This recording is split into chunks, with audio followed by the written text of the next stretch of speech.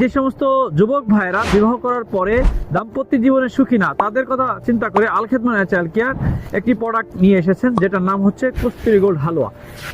একজন বিবাহিত পুরুষের সবচেয়ে গুরুত্বপূর্ণ জীবন হচ্ছে দাম্পত্য জীবন।